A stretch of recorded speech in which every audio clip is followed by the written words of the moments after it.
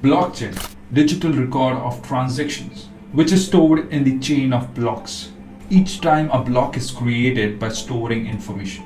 Next block is created to store further information. Blockchain is used in several fields like banking, finance, government, insurance, healthcare, retail, etc. Let's talk about the versions of blockchain from its evolution till now. Version 1.0, cryptocurrency. Blockchain 1.0 was used in the Bitcoin system. Blockchain was initially used only for currency and payment in the form of Bitcoin.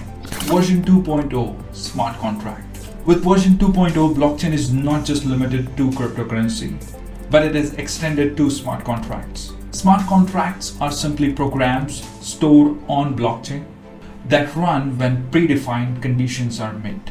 They typically are used to automate the execution of an agreement so that all the parties could be immediately certain of the outcome without any intermediary involvement or time loss. Version 3.0, that's dApps. dApps are known as decentralized apps.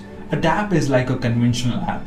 Its front end can be written in any language like HTML, PHP, etc. But its back end is running on a decentralized peer-to-peer network. It can make use of decentralized storage and communication, which can be Ethereum Swarm. There are many decentralized application examples like Uniswap, Chainlink, Brave, etc. There are still many innovative solutions coming faster than ever before, like DeFi, NFT, which is non-fungible token. We'll be discussing about each of these topics in a separate video. Alright, so this was all about different versions of blockchain from its evolution till now. If you enjoyed watching this video, you can leave a like. You can also follow me on Twitter. Bye for now.